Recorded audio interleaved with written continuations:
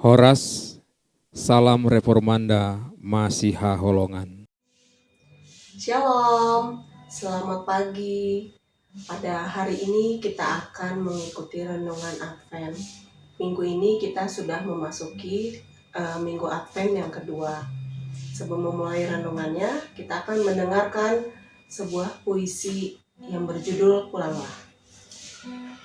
Puisi ini karya dari Pendeta J. Sormin, berjudul Pulanglah. Hai dunia, tidakkah engkau mendengar? Hai dunia, tidakkah hatimu bergetar? Dia sudah memanggil. Dia berseru dengan keras. Berapa lama lagi kamu mengeraskan hatimu? Mengapa kejahatan masih menghiasi tubuhmu? Mengapa kau biarkan kekotoran melekat di tanganmu? Dengarlah dia, lihatlah dia, pulanglah kepadanya. Kita akan membaca firman Tuhan pada pagi hari ini, diambil dari Mazmur 51 ayat 2 sampai 4. Silakan dari Abang Morgan. Mazmur 51 ayat 2. Ketika Nabi Nathan datang kepadanya setelah ia menghampiri Betsheba, Kasihanilah aku ya Allah menurut kasih setiamu. Hapuskanlah pelanggaranku menurut rahmatmu yang besar. Bersihkanlah aku seluruhnya dari kesalahanku, dan dari dosaku tahirkanlah aku. Demikian firman Tuhan.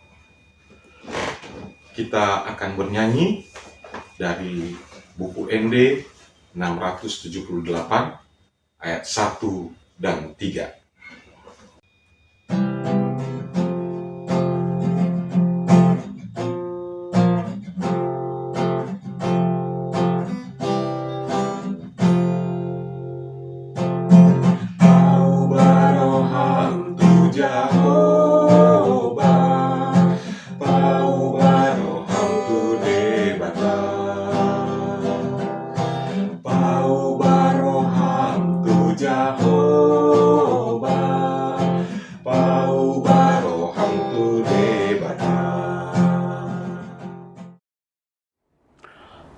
Selamat pagi Bapak dan Ibu sekalian yang kami kasihi.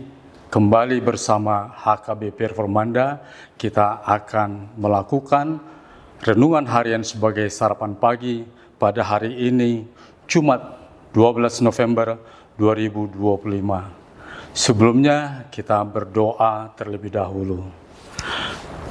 Tuhan Yesus yang baik, terima kasih Tuhan, Engkau bisa hadir di tengah-tengah kami, di mana kami mau merenung firman-Mu untuk pagi ini sebagai bekal pada kami sepanjang hari ini Tuhan. Kiranya Roh Kudus-Mu tercurah dalam hati dan pikiran kami sehingga kami bisa mengerti dengan baik akan firman-Mu. Hanya dalam satu nama, Yesus Kristus Tuhan kami telah berdoa dan mengucap syukur. Amin.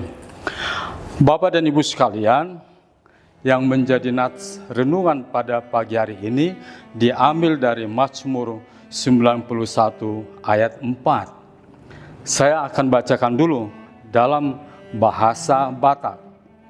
Psalmen 91 ayat 4. Sai uloson nado ho dohot habongna jalamar haporuson tutoru ni hatirnai doho tau lobu-lobuna dohot pangodingon do hasitongan nai. Di dalam bahasa Indonesia dikatakan seperti ini. Mazmur 91 ayat 4. Dengan kepaknya ia akan menundungi engkau, di bawah sayapnya engkau akan berlindung, kesetiaannya ialah perisai dan pagar tembok. Bapak dan Ibu sekalian, biasanya di bulan November, di bulan Desember, itu adalah musim hujan.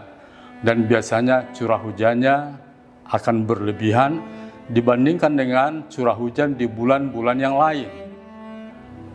alat yang paling dicari untuk meneduh diri, untuk melindungi diri dari hujan, itulah yang disebut dengan payung.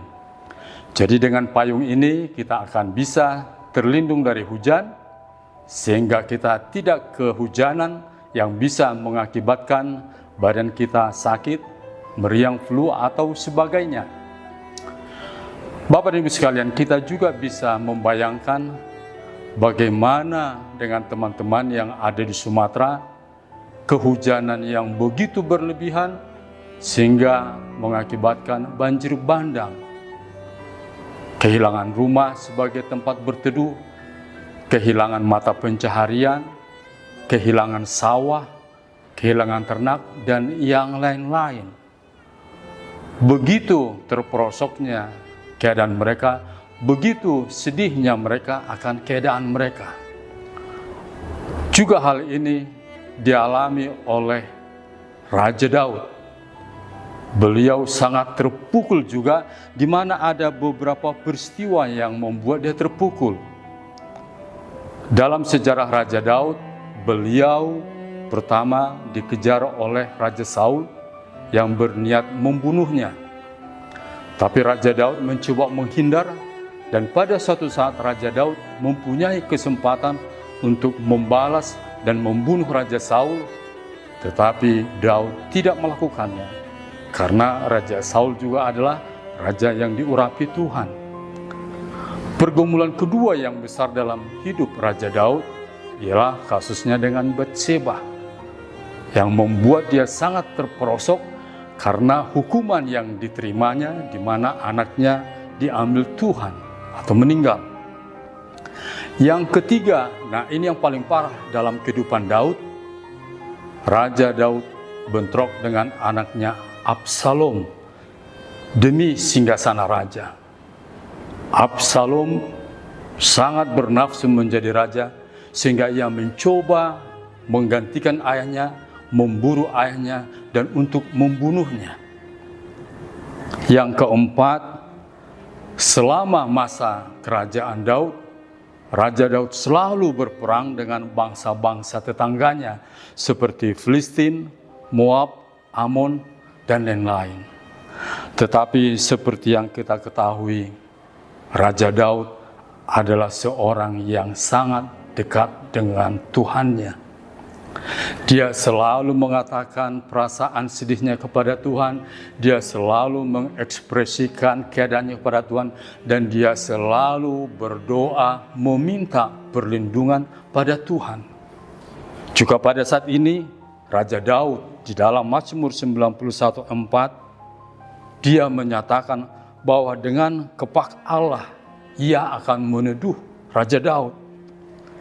Di bawah sayap Raja, yaitu Allah kita, Daud akan berlindung, dan kesetiaan Allah sebagai perisai dan pagar tembok, di mana kita ketahui Allah tetap setia buat umat yang mengasihi Allah sendiri. Nah, bapak-bapak, saudara sekalian, kita juga dalam kehidupan sehari-hari banyak juga pergumulan seperti yang dialami oleh Raja Daud. Persoalan internal keluarga, persoalan finansial, persoalan kita sebagai pensiun, persoalan anak mencari kerja, persoalan anak mencari jodoh, persoalan setelah berjodoh untuk dapat keturunan, semua akan menjadi persoalan. Tapi satu hal Bapak dan Ibu sekalian, mari kita meniru langkah yang dilakukan oleh Raja Daud. Datanglah berteduh kepada Tuhan, datanglah berlindung di bawah sayap Tuhan yang kuat.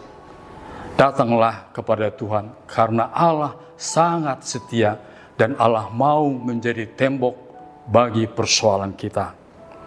Nah, Bapak, Ibu, dan sekalian, di dalam kehidupan sehari-hari, kita diajak supaya yang pertama, jadikanlah Allah tempat perlindungan sejati. Tuhan Allah adalah satu-satunya tempat kita berlindung dan benar-benar aman, seperti anak burung yang bernaung di bawah sayapnya dan merasa aman di bawah sayap induknya, kita juga akan aman di bawah sayap Tuhan yang kuat. Yang kedua, mari menjadikan Allah penjaga keamanan kita di tengah ancaman. Ayat ini memberikan keberanian buat kita supaya kita takut baik pada pagi, siang, dan malam, karena Allah sangat peduli kepada kita dan akan menjauhkan kita dari ancaman yang tersebut. Yang ketiga, Bapak dan Ibu sekalian, mari kita mengandalkan Tuhan, bukan pada yang lain. Ini adalah peringatan buat kita untuk tidak mengandalkan hal-hal yang fana seperti kekayaan, benda, keramat, kekuatan sendiri, atau oknum lain, tetapi mengandalkan penyertaan dan perlindungan dari Tuhan Allah.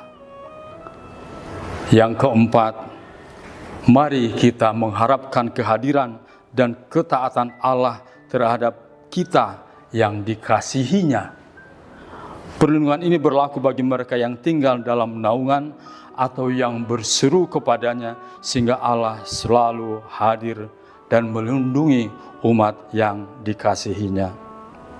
Sebagai yang terakhir, Bapak dan Ibu sekalian, seberat apapun persoalan dalam hidup kita, seberat apapun masalah yang kita hadapi dalam hidup kita, tetapi Yesus mengatakan kepada kita, menjanjikan kepada kita, seperti yang dituliskan dalam Matius 11 ayat 28. Marilah kepadaku semua yang letih lesu dan berbeban berat, aku akan memberikan kelegaan kepadamu. Amin. Terima kasih Tuhan untuk firman yang kami dapat hari ini. Biarlah kami menjadikan-Mu sebagai peneduh dan pelindung untuk setiap persoalan kami. Berkati kami pada hari ini, sepanjang hari ini Tuhan, sehingga kami dapat menjalani hidup kami dengan baik dan semua atas anugerah-Mu. Hanya dalam satu nama, Yesus Kristus, kami telah berdoa dan mengucap syukur. Amin.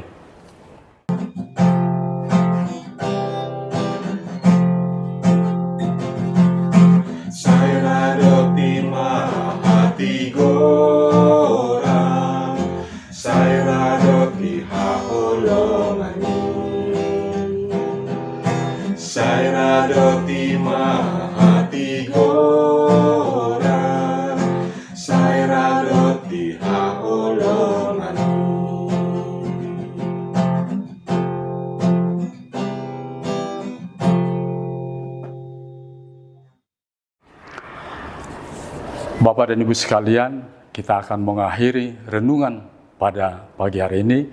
Kita sama-sama mengucapkan doa Bapa kami. Bapa kami yang di surga, dikuduskanlah nama-Mu, datanglah kerajaan-Mu, jadilah kehendak-Mu di bumi seperti di surga. Berikanlah kepada kami hari ini makanan kami yang secukupnya, dan ampunilah kami akan kesalahan kami, seperti kami juga telah mengampuni orang yang bersalah kepada kami. Dan jangan bawa kami ke dalam pencobaan, tapi lepaskanlah kami daripada yang jahat, karena Engkau yang punya kerajaan, kuasa, dan kemuliaan sampai selama-lamanya. Kasih dari Tuhan Yesus, dan juga kasih dari Allah Bapa, dan persekutuan dalam Roh Kudus, itulah yang menemani kita sepanjang hari ini. Amin. Demikian renungan kita pagi ini. Selamat berkarya bagi Tuhan. Tetap semangat, tetap sehat. Salam Reformanda Masiha Holongan.